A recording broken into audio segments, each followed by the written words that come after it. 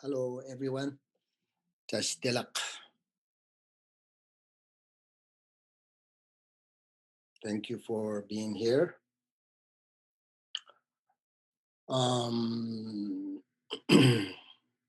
First, as you know, all the time I have reminded everyone about the importance of generating bodhichitta.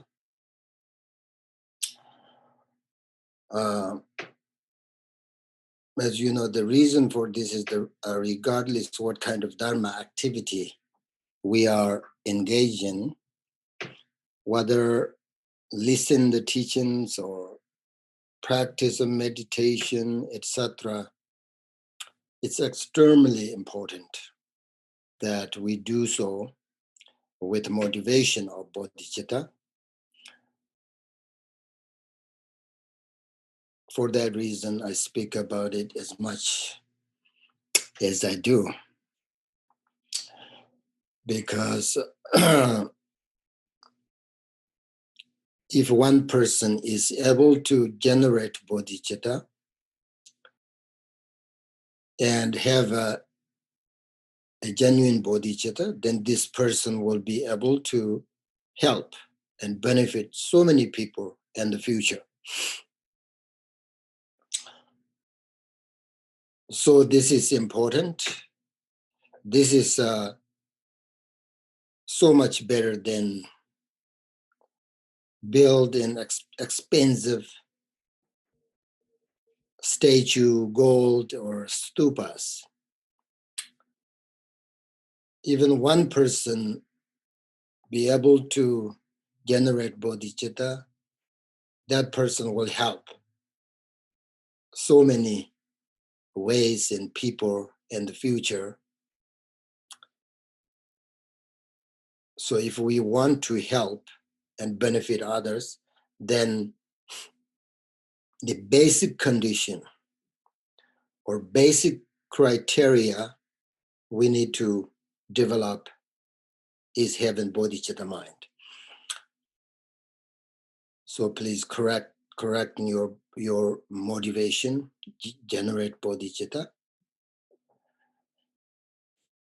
And once we are able to generate bodhicitta, at that point we will realize the essence of lives. At that point, we also develop our wisdom. So again, before we start today teaching, please correct your motivation. Now the third line today of pardon from the four attachments from Manjushri is, if you are attached to your own self-interest, you do not have bodhicitta. This is the third line. And then Dr. Johnson's commentary on this third line of Manjushri is, it says, I just hear the Dr. Johnson's commentary on Zoom. I hope you can see it. It says, when free from attachment, there is a nirvana. And in nirvana, the attainment of lasting happiness. This song of experience is the pattern from the four attachments. Yet to liberate myself alone will bring no benefit, since all the sentient beings of the three realms are my parents. To leave my parents in the midst of suffering while speaking for just my own happiness is pitiful. Shimbatar na nyingan dina devato, shimba yirar nyamji yang da chikput tarvi panjimit, kamsim semchin pamayan pamadungar jisib deja, da devarandupa teleles. Now, we already have talked about how to reduce, how to free from attachment, right? first line. And then we also have talked about how to develop renunciation mind. What does renunciation mean? And when we purified attachment completely, there is nirvana. In this nirvana, when you free from all the klesha, the afflictions, there is a great everlasting happiness, right? But Dr. Johnson says, today, since all the sentient beings of the three realms are my parents, to leave my parents in the midst of suffering, while seeking for just my own happiness is pitiful. So this is important to understand for us as the Mahayana practitioners.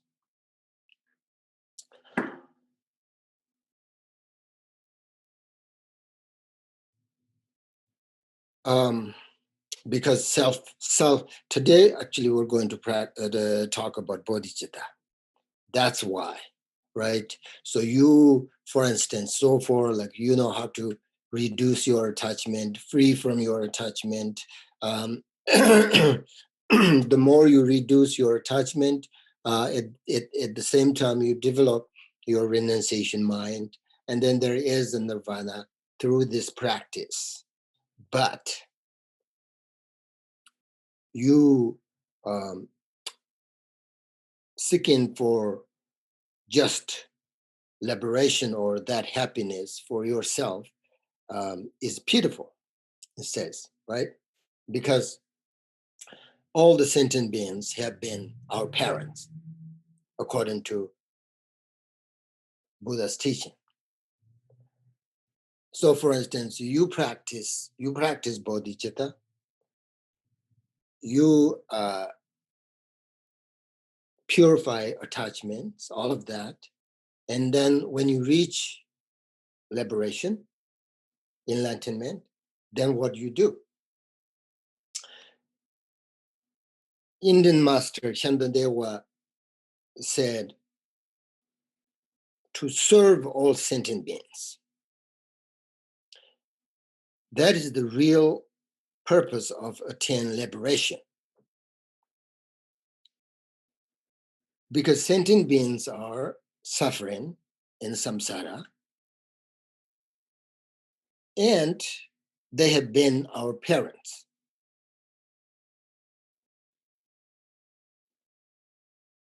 Therefore, the purpose of practice dharma, the purpose of attain enlightenment is to serve all sentient beings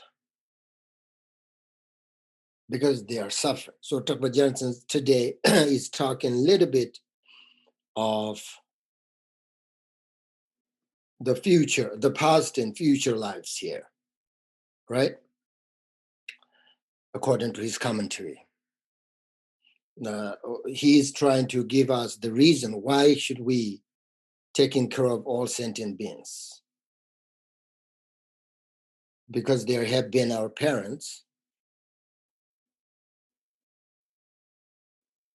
So we have to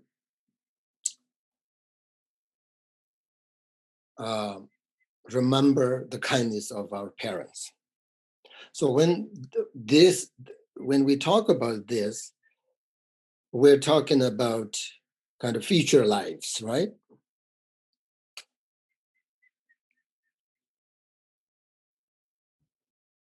Westerner society has a limited understanding of what happened in the process of death, and especially what happens after death. Most people have no idea about that. There are a lot of people may not be comfortable with the concept of sentient beings have been, say, your parents. And they may not be comfortable this present life is from your previous life and taking a rebirth again after death. Many people do not believe in it without any good reason. Many people say, I don't believe. When I die, end of my life, I die. I'm not a religious person, so I don't believe future life. Many people think the future, past and future life, it has to do with the religious sort of, spiritual thing. That's not necessary. I mean, that's not true. And this is important when we say here, like for instance, today, Tucker Johnson's commentary says that, right? So, like all sentient beings are our parents. And when we talk about that, we have all this proof, not only Buddhist teachings, but also many these days, if you believe science, many science concern about it, investigating it. And you should read Stevenson book called Return to Life. I have read it, and it's very important if you don't believe past and future life. And then also the Dr. Jim Tucker's book called Life Before Life. They found many people with extremely credible memories of their past life. Thousands of cases have been investigated and documented. And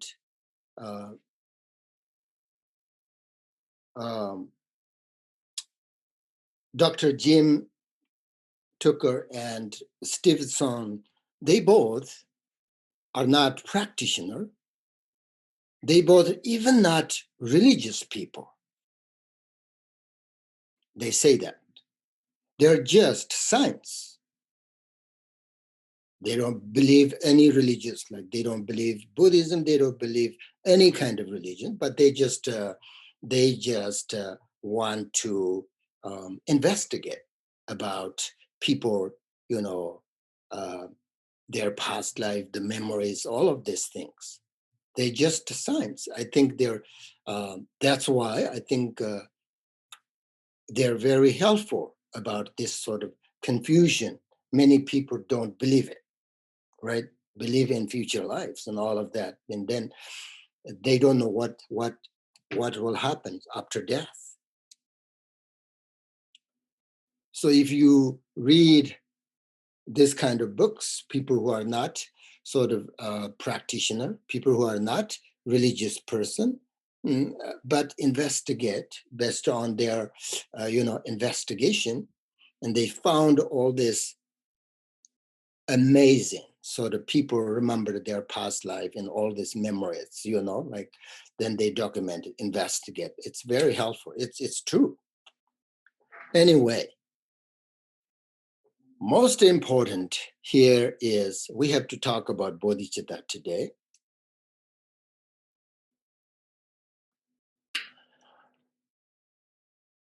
Unfortunately, most people don't care bodhicitta.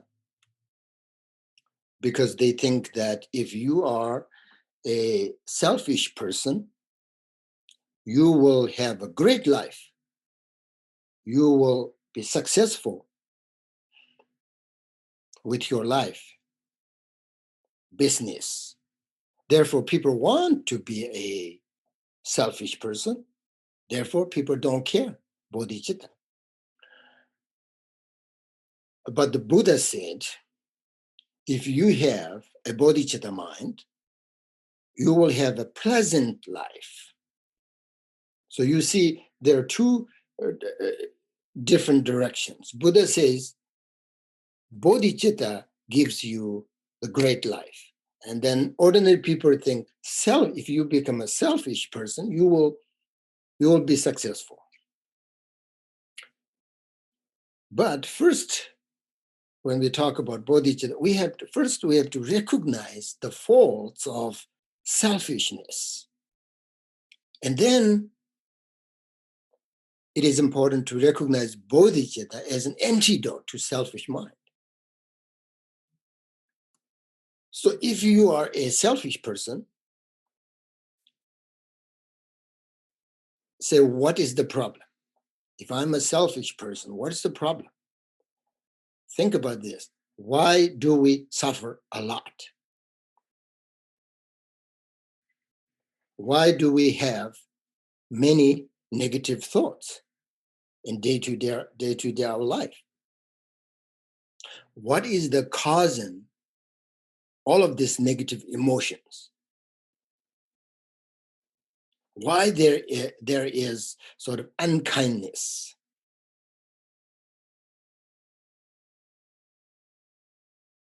greediness, loneliness? Why are we so greedy?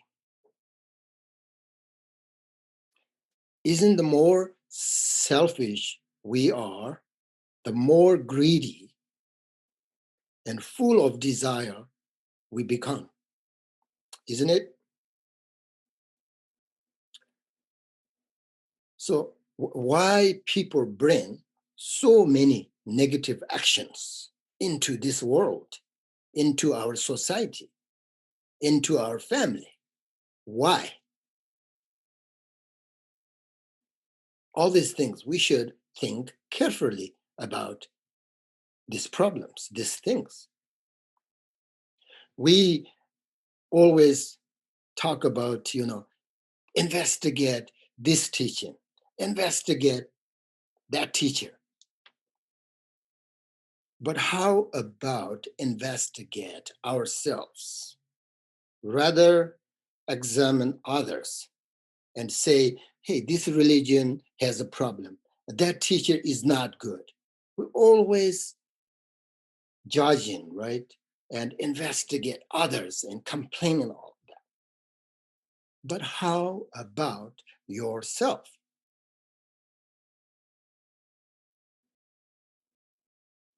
Have you ever investigated yourself? Why do you have so many negative thoughts? Why you bring so many negative actions? I think we should try to take these teachings seriously.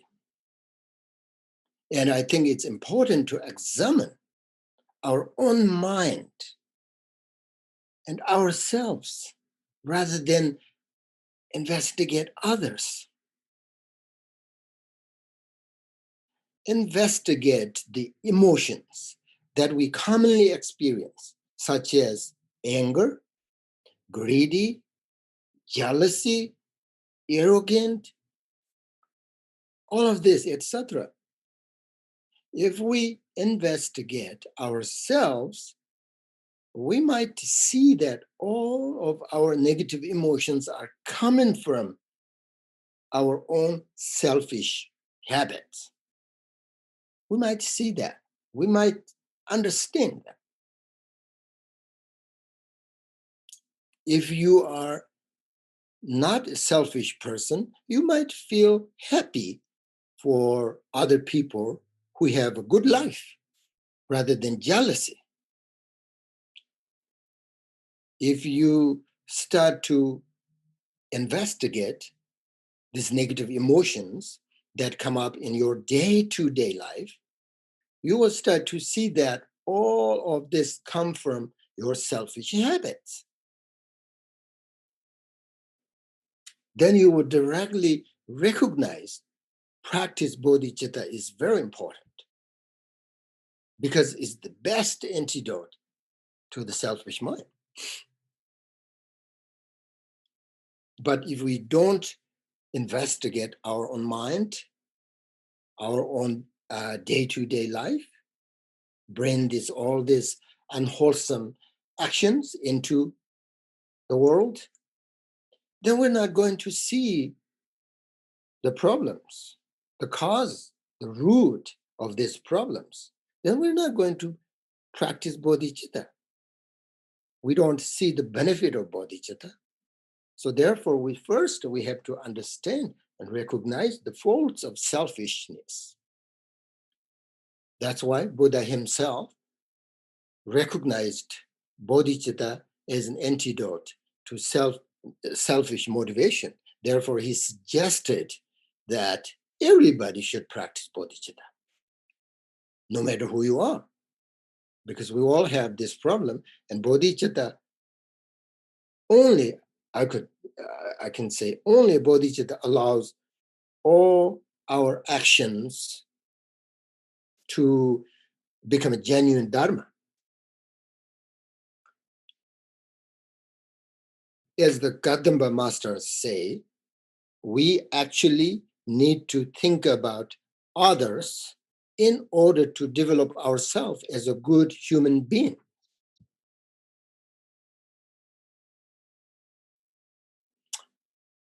So, when you read the stories of Kadamba's master's life, you can see it is mentioned all the time that even if somebody was criticizing them, they would see it as a great teaching, great opportunity.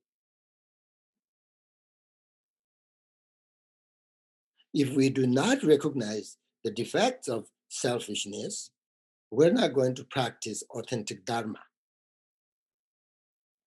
If we do not have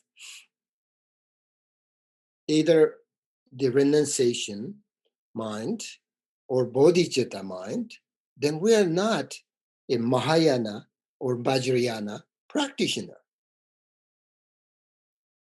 right? So then what are we? Maybe we are, what they call it, we are taking this worldly vehicle, worldly path. I mean, that's fine. That's better than nothing. But the problem is there is no liberation.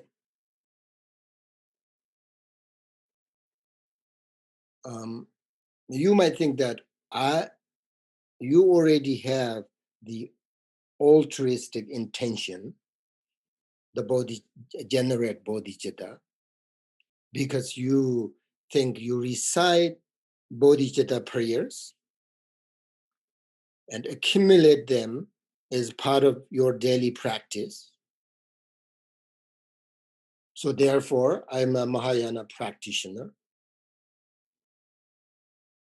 So therefore, I have a bodhicitta. But only words and numbers are not enough, right? So the Dharma is something. The bodhicitta practice is something that we have to feel it, experience. We have to become accustomed to repeatedly.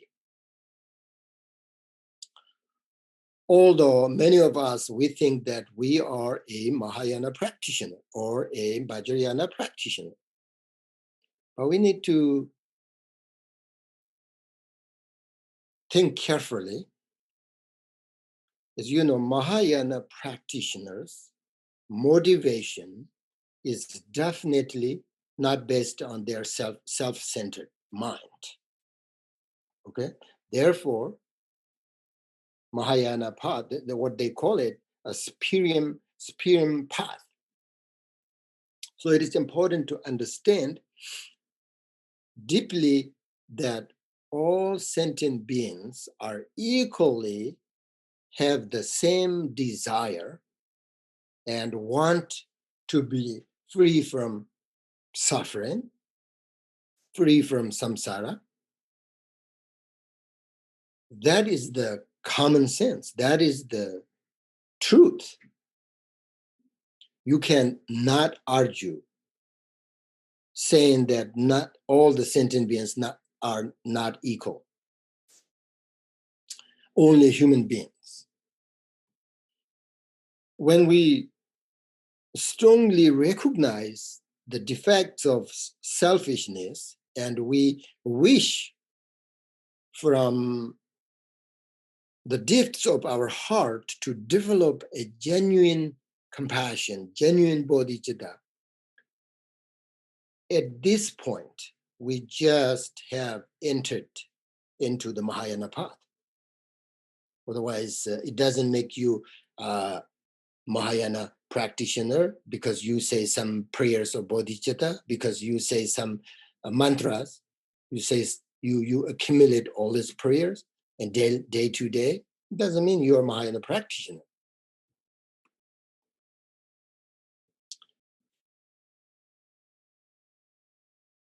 So I always say this: we should not think that bodhicitta practice is a religious idea or practice. You see, whether you are a Buddhist or not, whether you believe future life or not, whether you believe spiritual or not, whoever you are, you need a kind heart. Be a good person, which is opposite of selfish heart. So, the great master Longchenpa says that if you wish to not harm others, then cultivate bodhicitta.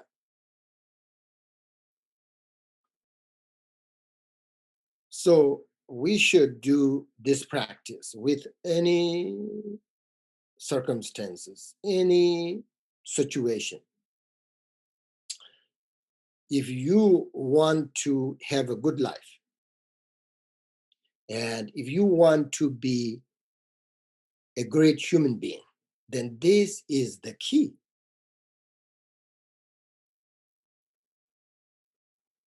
Without this practice, it is impossible.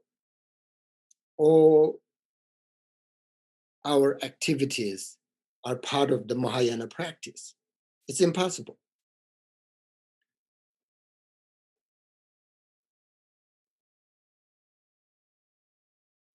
When we are having difficulties without this practice, we will not be able to take them as a Mahayana path. It's impossible. And people think sometimes they are Mahayana practitioners, so I think they should help others, right? So people say, like, how can I help others? I want to help others, but I don't know how. I mean, I think that's a great motivation and very nice. But I think first we need to make a strong commitment to not harm others. Which is we need to change the harmful actions. As a Mahayana beginner, sort of Mahayana practitioner, don't think like how can I help others? First, we should think about how should I change my harmful actions? When I say harmful actions, you have to understand, of course, but sometimes we harm others physically, sometimes we harm others verbally, sometimes most of the time we harm others mentally, even though you don't uh, say anything. You don't act like physically like nothing, but in your mind, this person is not good. This person is horrible. This person, this and that. So in your mental, in your mind, you are angry. You are jealousy, of this person. So mentally, you harm others, right? So we usually harm others through these three actions. Okay. Therefore, first we should take a vow or make a commitment to not harm others, rather than think about how to help others. So I think that's the first step. If you want to practice Mahayana, how to change your harm for these three actions. Then the second step, of course, is how to help others when you are able to.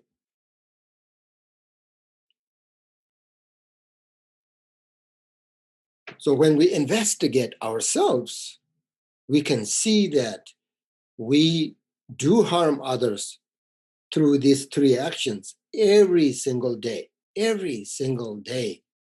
in our lives. If you don't that's why I'm saying, investigate on your mind, investigate ourselves instantly, continuously. It's so important. Then you can see all these harmful actions. Otherwise, you always sort of like to look outside and investigate this and that, and teachers and religious, and the way the teachers, I don't like him or whatever. Then you don't see who you are.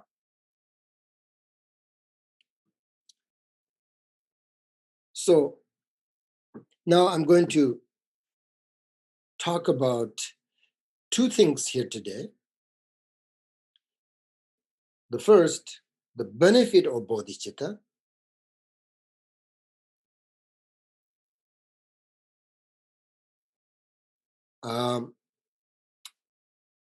And then how to practice bodhicitta, right? So first, when we say bodhicitta, do you know what is the definition of bodhicitta? This is very important to know if you want to practice bodhicitta. Is bodhicitta compassion? Is bodhicitta love and kindness? Is bodhicitta what? Both compassion, love, and what is the definition? What is bodhicitta?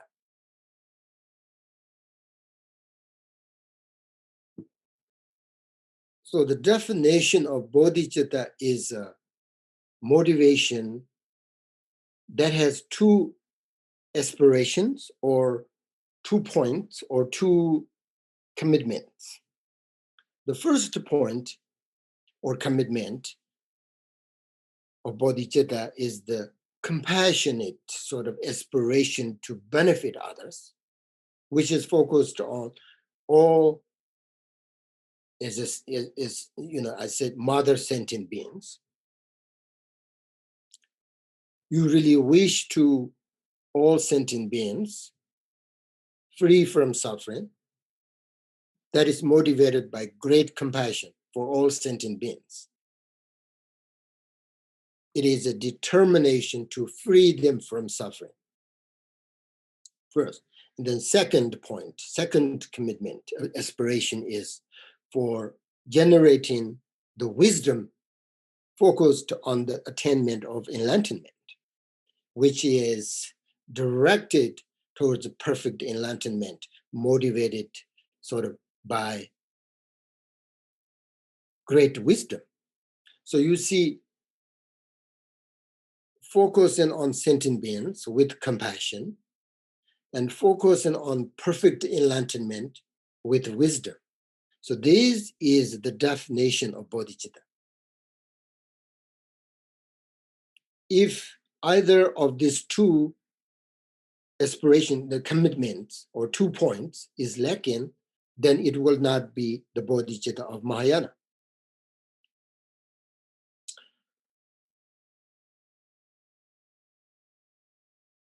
It says arising bodhicitta is for the sake of others, wanting to attain complete enlightenment.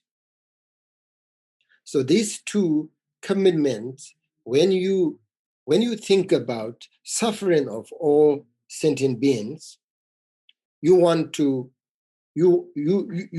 help them to free from suffering, but then you don't have much capacity.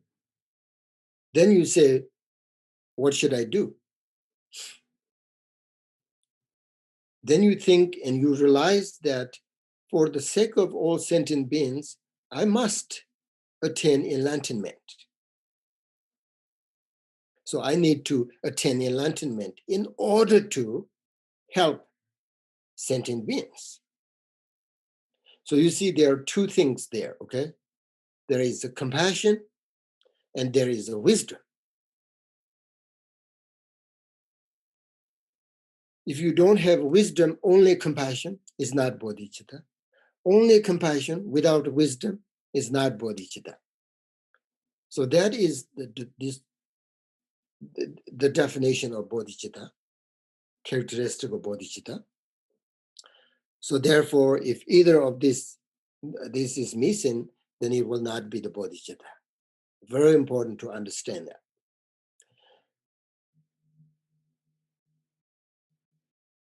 And otherwise, this is the best. This is the very pure sort of definition of bodhicitta. Otherwise, they are different schools of Buddhism have different definitions and understandings of number of the levels. For example, the first level is that of an individual who seeks their own benefit in life, but also realize that if they serve others around them, that they will also prosper. Then the second level is that of an individual who acts and who helps others and recognizing that they themselves are also benefited. And then the third level is that of an individual who leads and serves others wholeheartedly with the best concern for the safety and well-being of others rather than their own. So there are different sort of, understanding of bodhicitta and definition of sort of, different definitions of between the schools like that. But the bottom line is you need compassion, you need bodhicitta.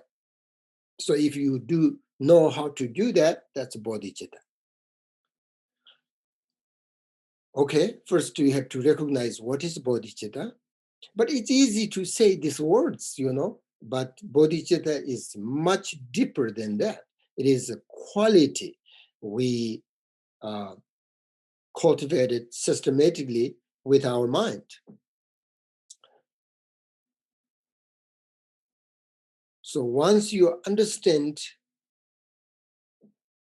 the faults of selfishness and you understand the bodhicitta is the best antidote, and you understand what is bodhicitta, now I'm going to talk a little bit about the benefit of bodhicitta. Because it's important that we need to know the benefits of bodhicitta before we start to practice it. When you understand the great qualities of bodhicitta, you really want to learn, right? You really want to practice it. In the Guide to the Bodhisattva, the way of life, says, from where does every single happiness, both temporary and ultimate of every single sentient beings come from bodhicitta. Bapta Rinpoche said, what is the one medicine, if there is a one medicine, what is the one medicine for every suffering that sentient beings experience? It is the bodhicitta. Therefore, there is no limit to the benefit of bodhicitta. There is no way to realize how much merit you can collect with it. You can't say it's this much. You can't say it's immeasurable. The merit you can collect with bodhicitta are numberless. That's why I always say, practice bodhicitta. Whether you're Buddhist or not, doesn't matter. With the mind of bodhicitta, each breathe in, each breathe out, become a cause for the happiness of all sentient beings. I'm talking with bodhicitta. With bodhicitta, every breath you take benefits each sentient beings. And with bodhicitta, with every action you create numberless of merit.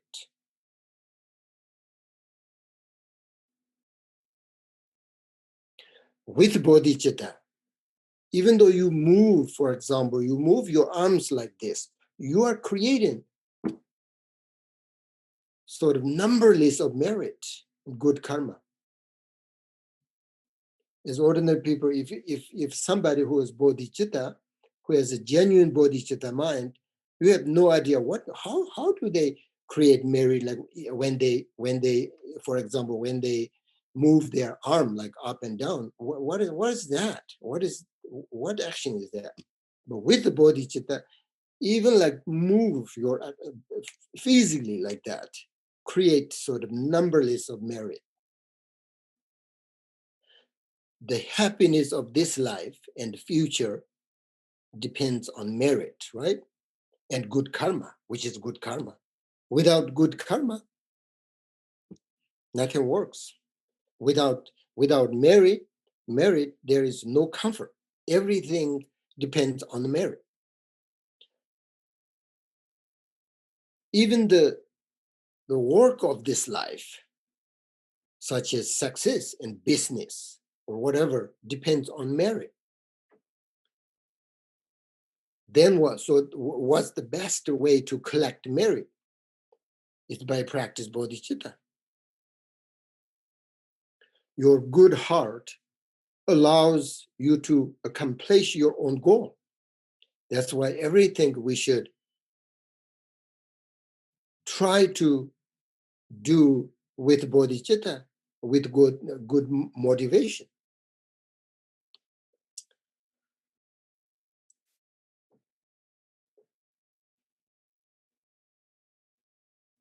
And now how do we develop bodhicitta? As you know, there are a lot of methods, right? And instructions, such as, to recognizing your own mother's kindness and remember the kindness of all living beings. The 7-point mind training, remember, advises us to meditate on the great kindness of all. Do you remember that stanza? Meditate on the great kindness of all. Because as I mentioned above, without mother sentient beings, we have no opportunity to attain enlightenment.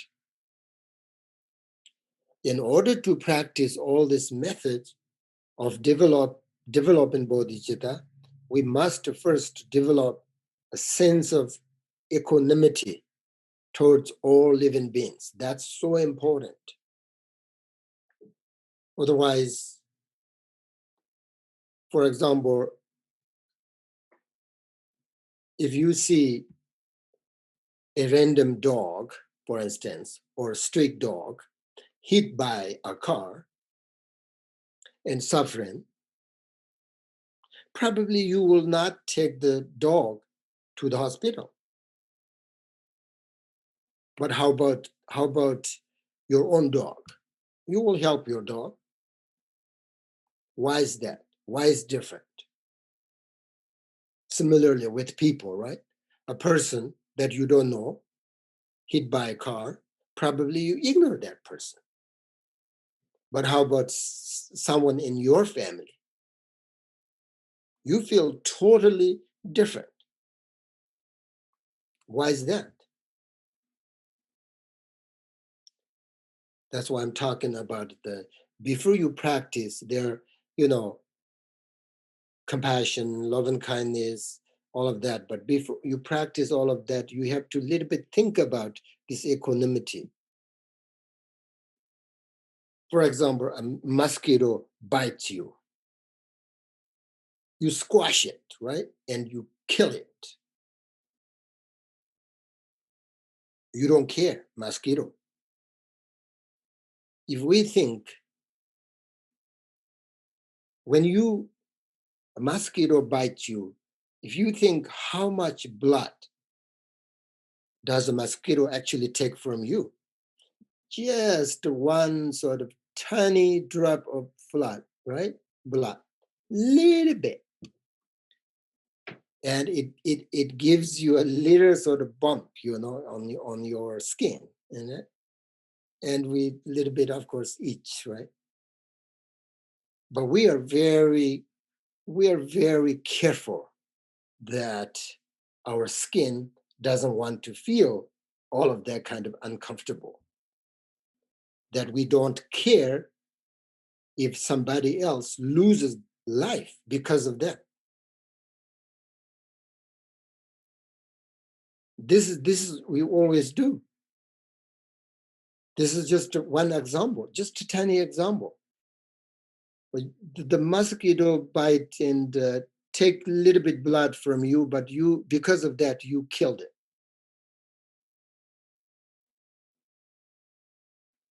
So mosquito will lose their life, right?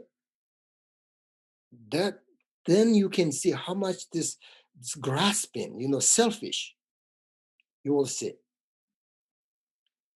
With the selfishness, this kind of attitude, uncaring sort of attitude,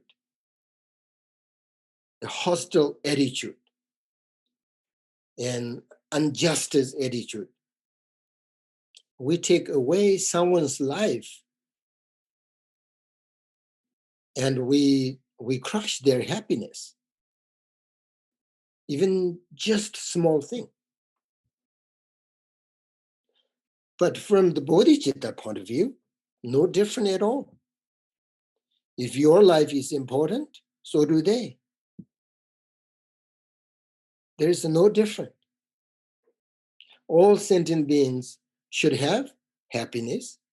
All sentient beings deserve their happiness, not suffering. Not only you deserve your happiness, but not the other person. That's what I mean, that is what I mean by the selfishness. So think deeply about that. There is too much sort of discrimination, right? That's why practice sort of equanimity is very necessary. It's very necessary.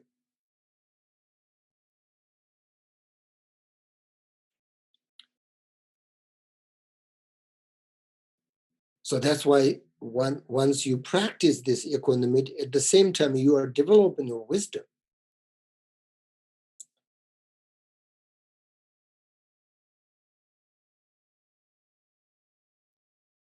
We'll not be able to take away all this suffering, for sure. But we should have this view of sort of equalness. The Buddha said that one should not harm any living beings, even smallest like insects or bugs or, any. We should not harm any living beings.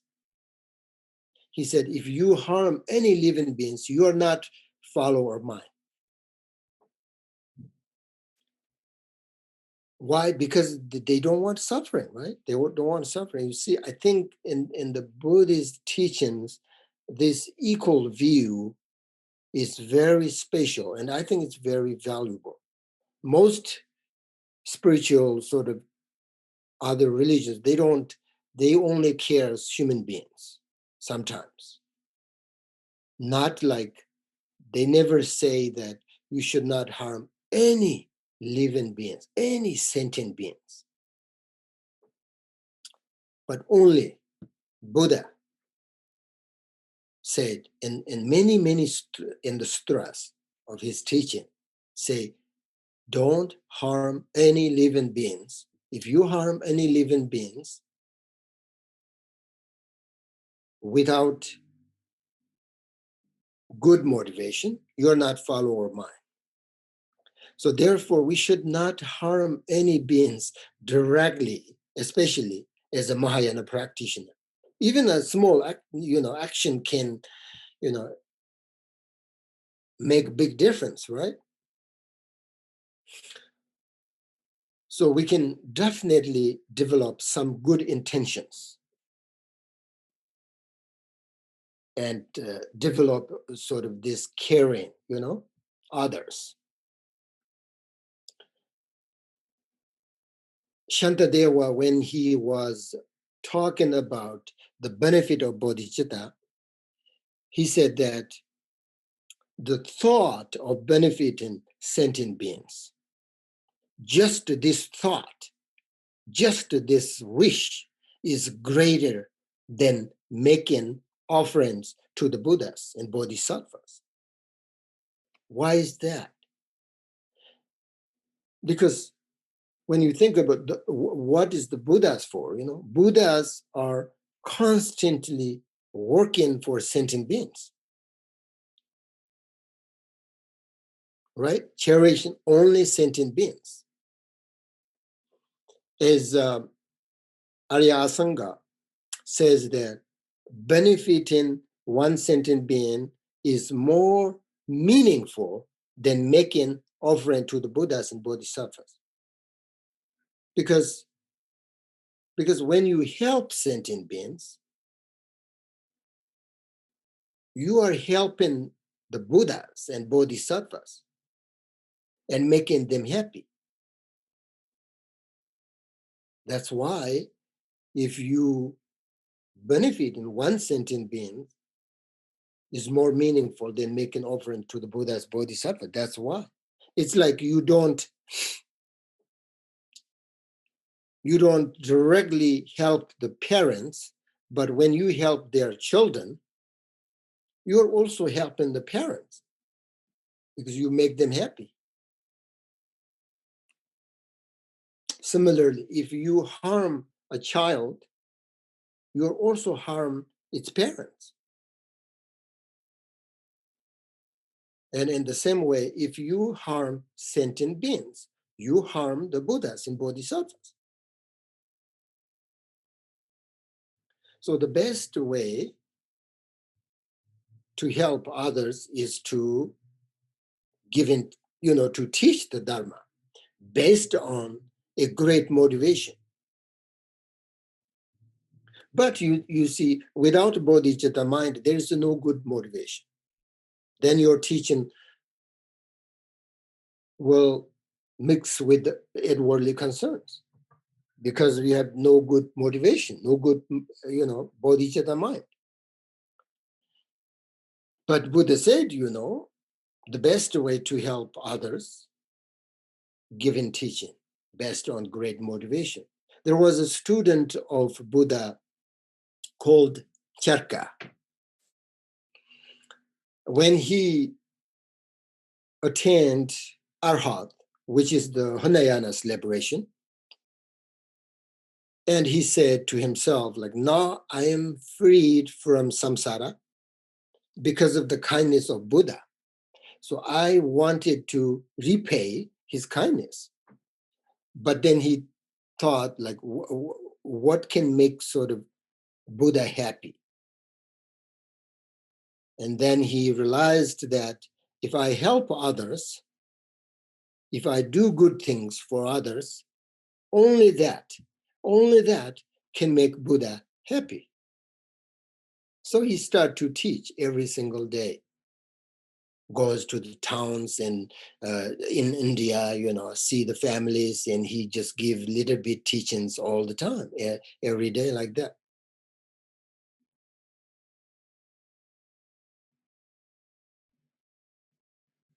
So we should know that whether we achieve genuine bodhichitta or not, our purpose to practice dharma is not harm others. That's the thing. Of course, as a Buddhist practitioner, we don't wish anything sort of hurtful to anyone. We don't wish sort of for anything to be destroyed or unsuccessful, somebody. These actions are definitely not the spiritual actions.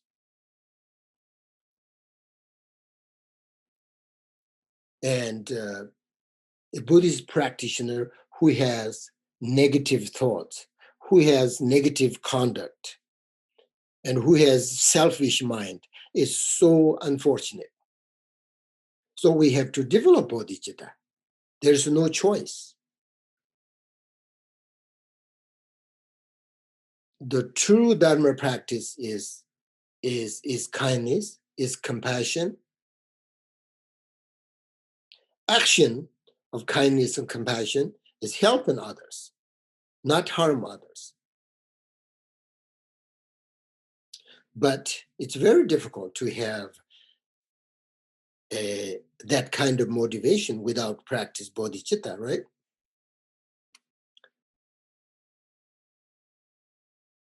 So all the Buddhist teachings of Hinayana, Mahayana, Vajrayana have just one common point, which is the abandoning selfishness.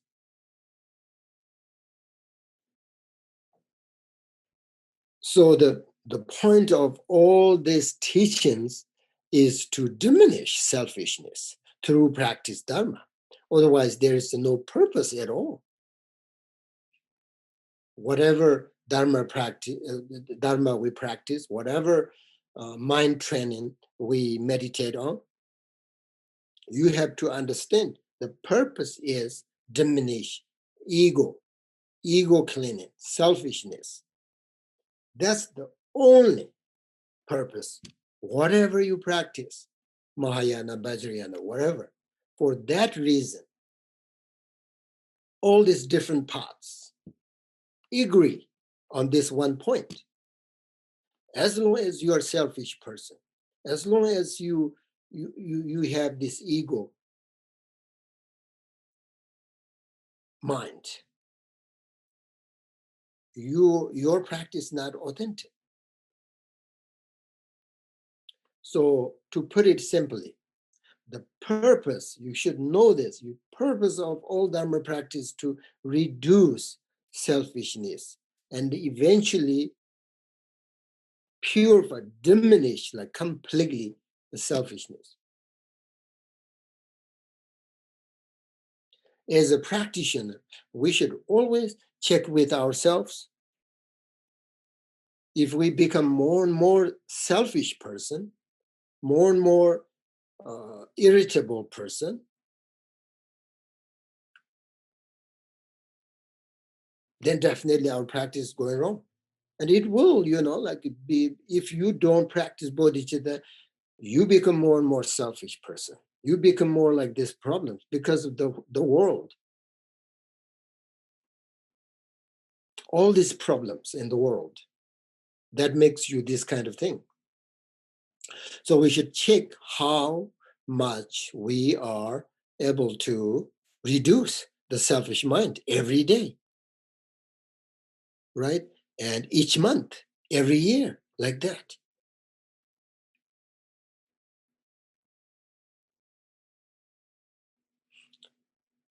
Okay? As Milarepa said, my religion is not deceiving myself. If you say, I'm a Mahayana practitioner, and then you have this huge ego,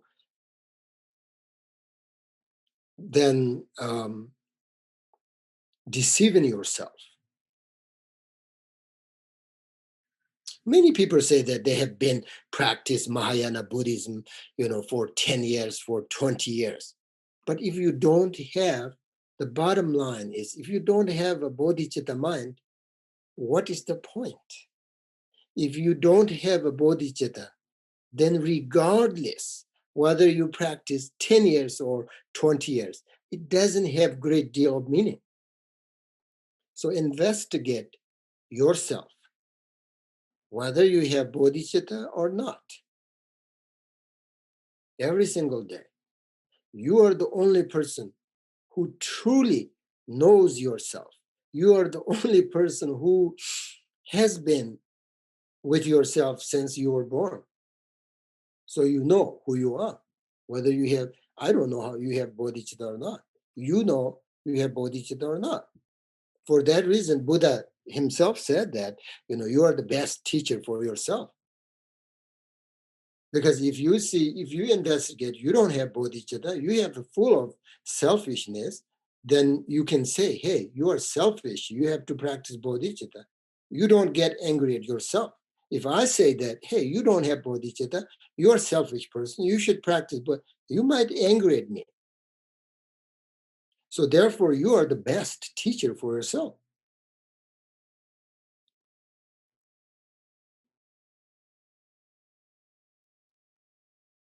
People are strange, right? Of course, if I say like, you don't have bodhicitta, you're so selfish person, definitely you get angry. Even like these days, people say, hey, wear your mask, keep distance. People say, hey, you're going to take my freedom. That's not what freedom is. People have no idea because they're so selfish. If somebody say, wear your mask, that's not to take your freedom, take away your freedom. These people don't know what freedom means. Freedom doesn't necessarily mean whatever you want, you can do it. That's not freedom. So if I say you're selfish, definitely you get angry. Therefore, you should investigate yourself whether you have bodhicitta or not. If not, what is the problem then? If you don't see there's no problem without bodhicitta, great.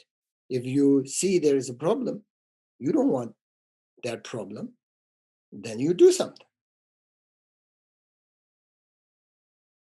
So it's important to investigate ourselves, the way the way we talk, the way we behave, the way we think, all of that, because many times we act very selfishly for no good reason. Like as I said, wear your mask and people get angry. There's no reason. When I see, like in this situation, when I go outside and see people not wear masks, I have a bad bad intention. Oh, this person must be very selfish. But like that. So you don't care others. Whatever reason, political reason or misunderstood, whatever, you don't care.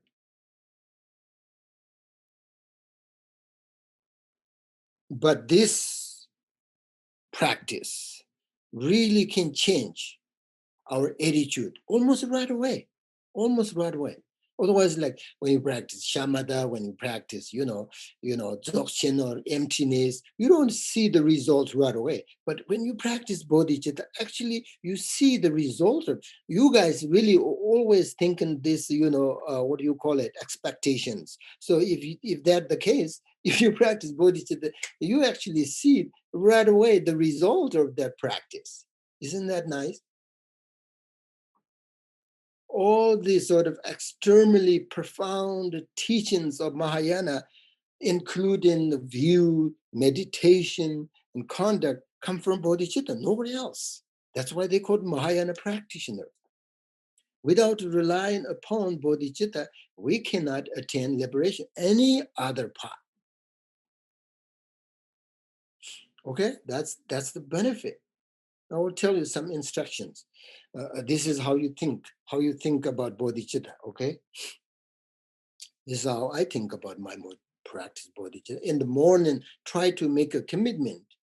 You should say like something like today, all my actions will benefit others, and I will try not harm anyone. Do my best. That's your commitment. You take that vow every single day in the morning, and then you set that kind of motivation for the day. And then during the day, of course, try to be mindful of your thoughts, your actions, right? And then as an ordinary person, when you notice negative thoughts arising in your mind, then try to change them. Try to change them. Try to remember. Try to think about bodhicitta, so that you become able to feel your kindness.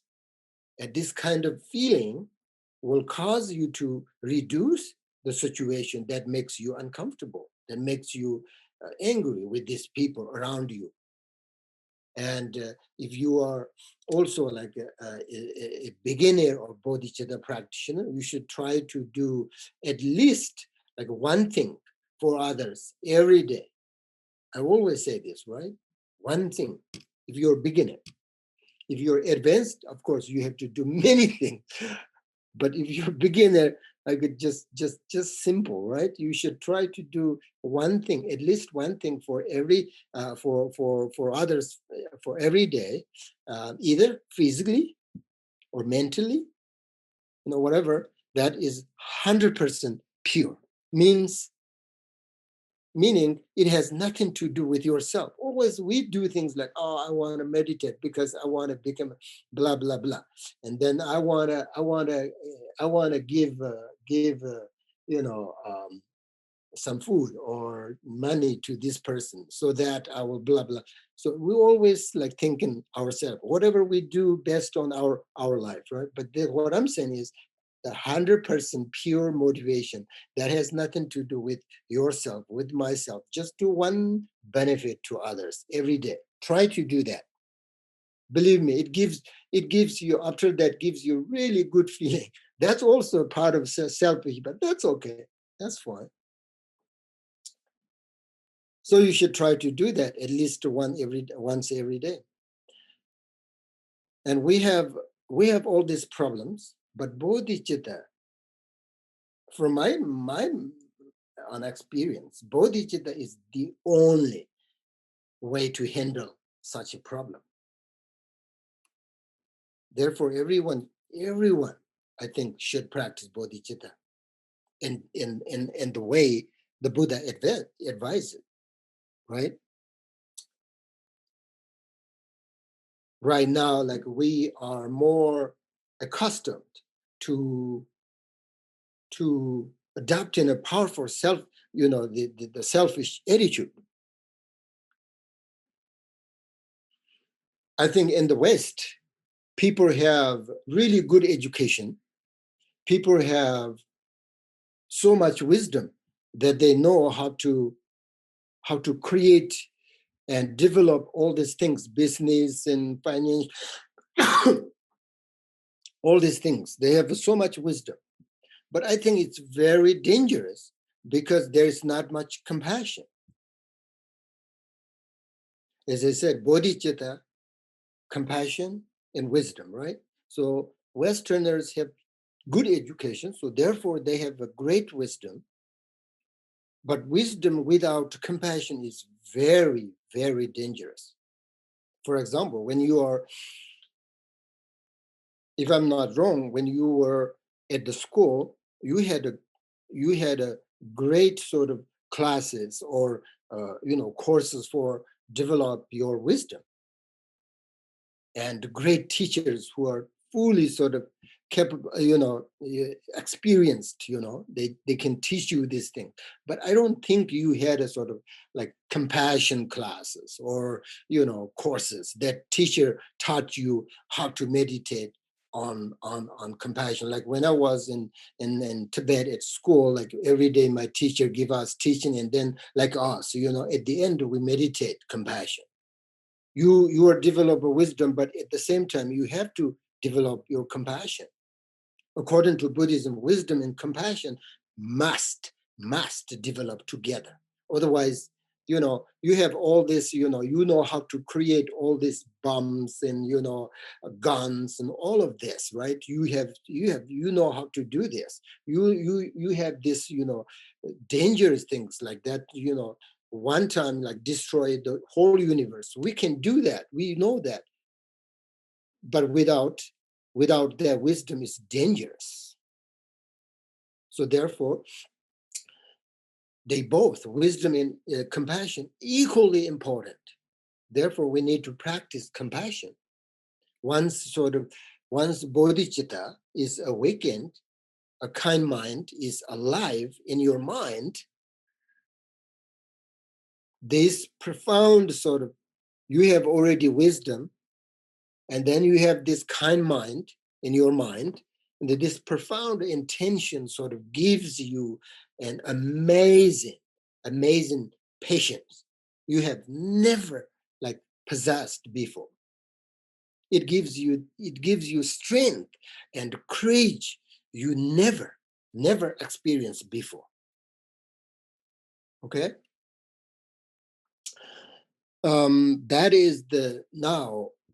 I have to go. The Takpa Jensen's commentary. The next is his song.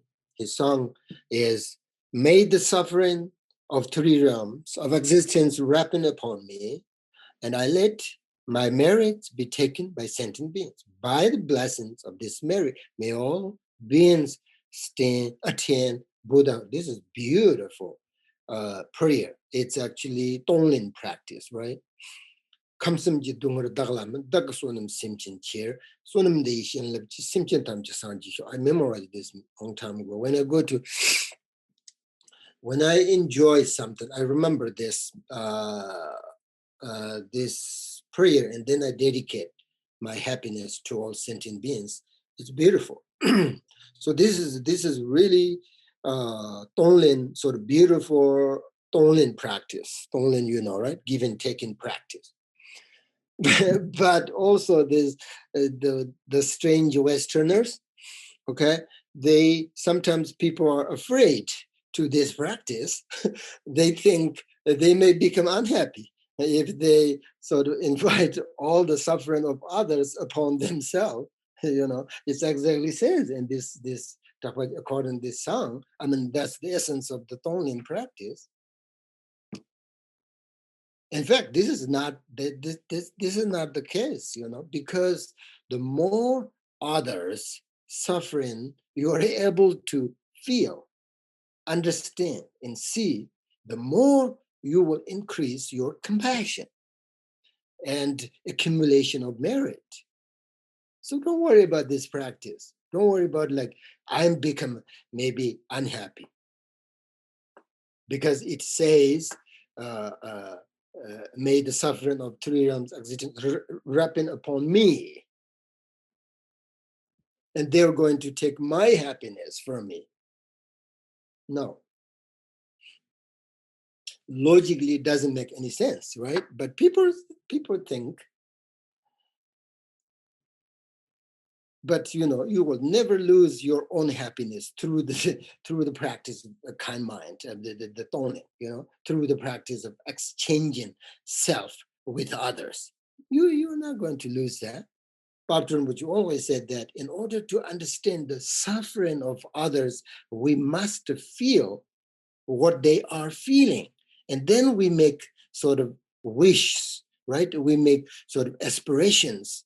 We pray, that we will be able to liberate them from their suffering, because we know we have this connection when other people are suffering, when they go through the suffering, and if we feel that, if we know that, then our meditation is so powerful.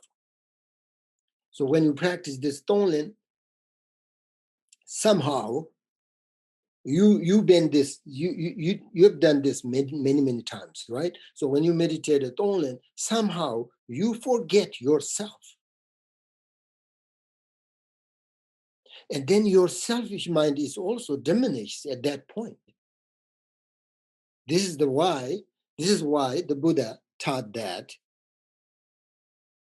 his whole sort of dharma is concerned with a kind mind.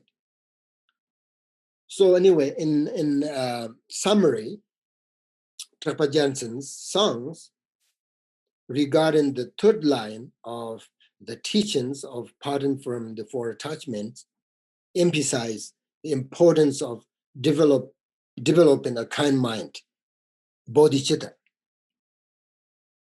This is the most important, right? We have, like, if you attach to yourself, you have no what they call it, you have no renunciation mind, and if you there we have this four attachments, but this is the third one, the bodhichitta, is the most important one. So you should read, if you like, more chapter, which is the maybe Way of the Bodhisattva book. It's all about bodhicitta, and try to understand the benefits of bodhicitta, practice of bodhicitta. If you don't worry about, if you don't sort of, you can't develop a shamatha, vipassana, or emptiness, dzogchen, no problem. Even like you don't have bodhicitta, but you have shamatha, dzogchen, that's wrong. That's dangerous. So whatever you do with your practice, you have, you must have to have sort of develop bodhicitta. Okay, that's the thing. So wisdom, again, I give you the definition of bodhicitta. So the definition of bodhicitta: focus on sentient beings with compassion, focus on full attain enlightenment, wisdom. So these two cannot be separate. If otherwise, there's no bodhicitta. That's why. So wisdom without compassion, as I said, not good, and not even. It's not only not good; it's dangerous. So now we're going to. Yeah, I can. I think I'm going to stop here because now we're going to meditate for a few minutes. You see, things are not going well in Asia, right? And everywhere, people are suffering. I think you all doing well. I'm doing well. But as the Tukpa Johnson says, remember, to leave my parents in the midst of suffering while seeking for just my own happiness, pitiful. As a Mahayana practitioner, this is important to understand. I'm doing well. Bodhisattvas always think, I'm doing well, but that's not the case. Others are suffering. So we're going to practice. We're going to practice today. We're going to practice the compassion Buddha, Avalokiteshvara. And we're going to recite his mantra, Mani mantra, for those who are suffering from COVID-19 all over the world. Of course, we should pray for all sentient beings, include animals, everyone, we should pray. But especially in India, it's just unbelievably people are suffering every single day. I don't have to tell you this, you know these things. And we have a connection. In India is very important for us. Our best teacher, Lord Buddha's home place. So there is a connection. So I think it will helpful. Think all of that and dedicate your merit. Say the prayers and mantras with great motivation.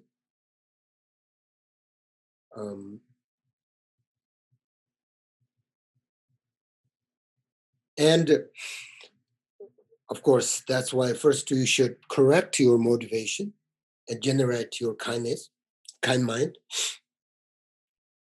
And then, of course, I will visualize Avalokiteshvara. I will share you the pictures of him and his prayer. And think all of those people, those animals,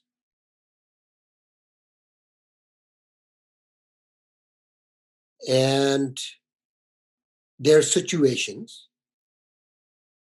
Send them your compassion. As we just talked about the Tonglen, right? Just we talked Tonglen practice, kind of like that. And then, since we're talking about bodhicitta, at the same time, you should also make a commitment,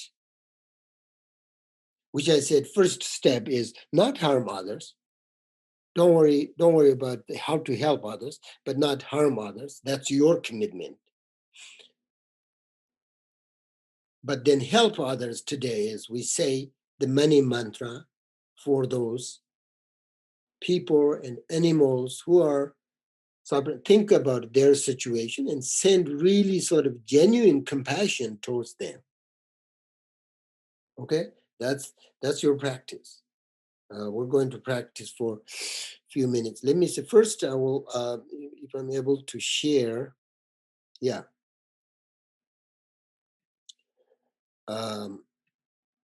The mantra, maybe Colin can lead us, say this. So this is the Avalokiteshvara, the compassion Buddha, who believes a person has four arms. But this means something. So what does Avalokiteshvara has four arms represent? Compassion, love and compassion, equanimity and joy. Okay, otherwise when I share this picture of him, you don't think this is strange. He has the four arms. That's why sometimes you don't understand these teachings, then you think this Buddha, this is strange. But this Avalokiteshvara doesn't mean he has four arms. But the four arms, here, you see, you have to, when you see it, forearms, you at the same time you have to remember love, compassion, equanimity, joy. Okay, practice that. Then we have this prayer. Okay, so visualize Avalokiteshvara with your great motivation, and then think about all these people and animals suffering, and send your compassion and say the prayer. That's all. Ready.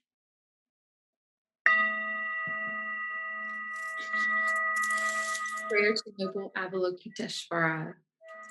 I pray to you, Guru Avalokiteshvara. I pray to you, Deity Avalokiteshvara.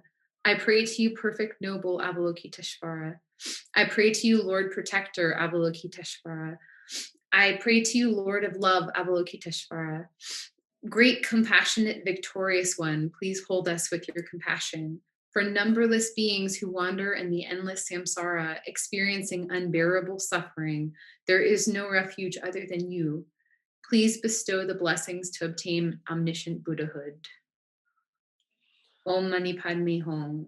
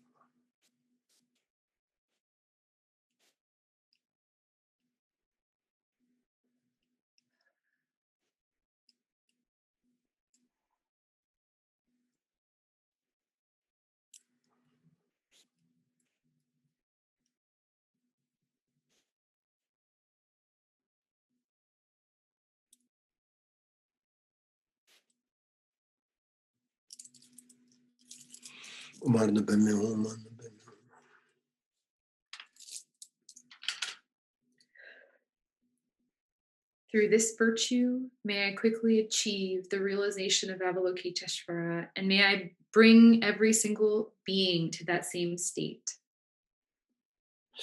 All right.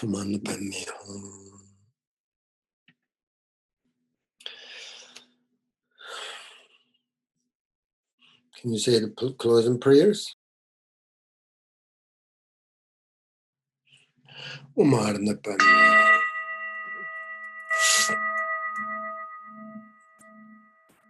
I attain in each and every life the sublime virtues of existence and peace.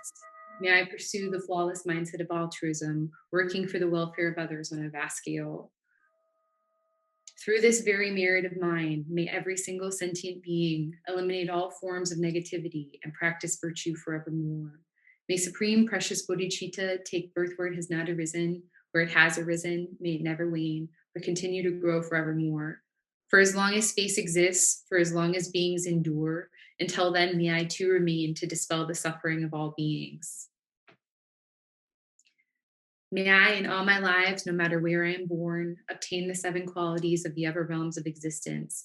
May I meet the Dharma immediately after taking birth and have the freedom to practice perfectly. May I please the sublime gurus and day and night dedicate myself to the Dharma. By realizing the Dharma and practicing its innermost essence, may I cross the ocean of conditioned existence in this very life. May I teach the sublime Dharma perfectly and never become weary and tired of benefiting others in samsara. By my own impartial and all-encompassing activities to benefit others, may all attain enlightenment together.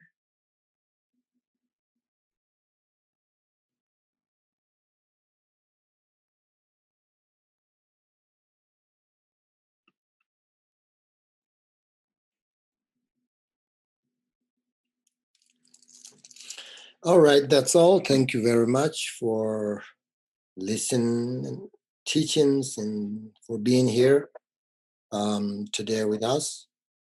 And we have one more public teaching that is on the 22nd of May, the last teaching of this for pardon for attachment. Until then, please practice more, beware, and see you next time, and take care. Try to reduce selfishness. Do things, as I said, do one thing for every single day that has nothing to do with your ego. That's our first step, okay? We'll see. So, thank you. Tashi Delak. Thank you, Khenpo. Thank you, Khenpo. Thank you, Thank you, Khenpo. Khenpo. Thank you very much. Thank you, Khenpo. Thank you, Khenpo. Thank you. Khenpo, everyone. Thank you, you, Khenpo. Thank you, Khenpo. Bye-bye. Thank you kindly. All right. Goodbye.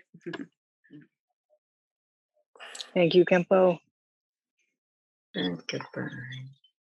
Khenpo, are you open to a question at all? Who is this? It's Lori Crum. Okay, yeah, you can ask me what you, how can I help you?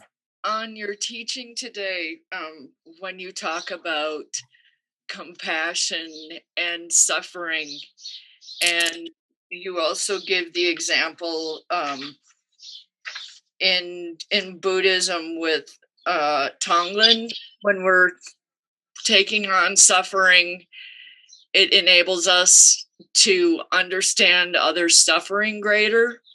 My question is, do you have advice or wisdom that you can share on how, in taking on that suffering, we cannot take on so much of others' suffering, especially for us who work in healthcare fields, so that we're not burning out or meeting that point of potential depression? How do we work better to find that balance?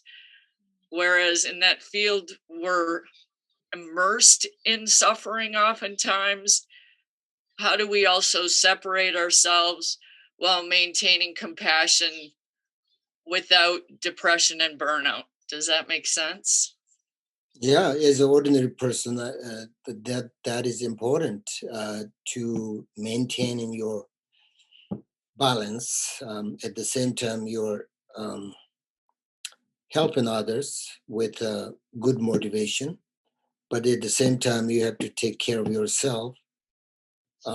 Even Buddha suggested that if you are as a beginner practitioner, Mahayana practitioner, sometimes that happens. So it's really difficult for your life if you if you help only others and day and night and dedicate yourself to them, and then you have no energy, and all this anxiety and worries develop in your mind each and every single day. It's really difficult. So you have to in a way to find a good balance, so that you're not worn out, but if you are real bodhisattva, you don't have to worry about that they they really like to help others. And they, as I said, the third level of bodhisattva is an individual who really sort of act and did, completely sort of their life, serve for others without any sort of leader concerns for themselves. As the result of that good motivation, you will be not suffering. That's karma. But if you don't have that capacity, then at the same time you have to take care of your life, because if you are mentally, physically exhausted, then you and in the future you can't do anything for others and yourself. So if you are in that kind of situation, you taking care of yourself is like you taking care of others, so that you have more energy in the future to help others. So just don't, you have to find a way to, find a good balance, so that you can help others at the same time. You have time to sort of observe on your sort of energy and all this situation. So that's a good question, but I think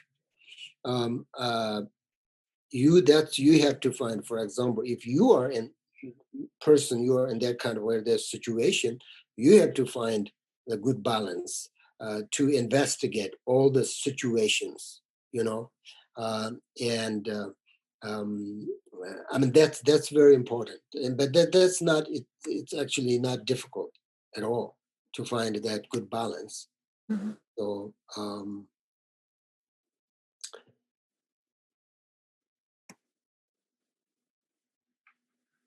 does that make sense?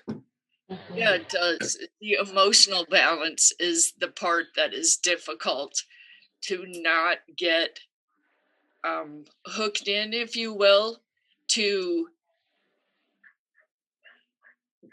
absorbing others' emotions, where we can maintain that deepest compassion and empathy, and keep going forward and thriving and continuing to help. And that's my karma and my challenge. As I said, the only the bodhichitta can handle such a problem. If you emotionally, like you're exhausted, maybe that emotion, maybe because of you think about yourself, your situation. Oh, I can't do this. I'm so difficult, this and that. Maybe that emotion is not you. You're thinking others who go through these sufferings, and then just really compassionately, sort of also sometimes possible, exhausted, thinking all everything like this others, nothing has to do with yourself, but thinking all of this situation, and you feel it, right, every single day. If you are in that kind of situation, you feel it. So that even though you have a great sort of motivation, but that can help harm your sort of energy. So I think whether you are helping physically, like actively, or not like that, but in mentally you are sort of this seeing this kind of difficult situation. As I said, the only the bodhichitta can handle that problem. Thank you. You're welcome.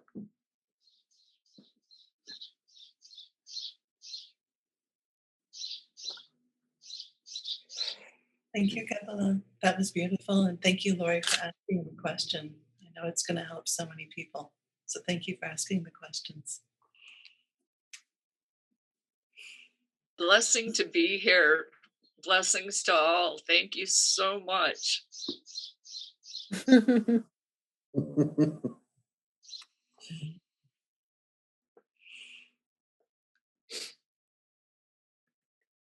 All right. A lovely week.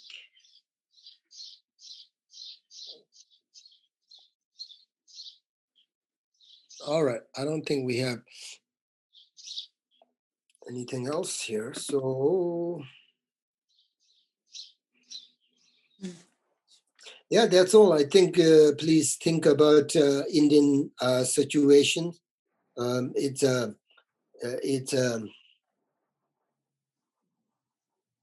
unbelievable. That's all I can say. There is no, I can't explain. Those people who are really sort of tremendous suffering. I can't imagine if that happens in your family. And then after people die, you see, it's just unbelievable. So please keep them in your prayer, and mentally, you can do something for them without selfishness. Just say pure sort of mantras, prayers will help. Keep them in your prayer, and it's going. Definitely, it's going. Get worse and worse for a few months. So we have to practice and say prayers for them and all sentient beings. Like humans, a little bit better, but still we can see like very vividly, suffering. But we don't see all these animals even worse. Their situation worse than human situation. The way last time we talked about the way they kill them, then we eat them. It's just unbelievable. I think the karma is wrapping on our human beings. That's really good. I think that's good. But nobody wants suffering. That's clear. But we make this cause problems. Human beings, it's a very intelligent, good, but human beings sometimes I think it's terrible. So that's all. Thank you very much, and take care, and see you soon.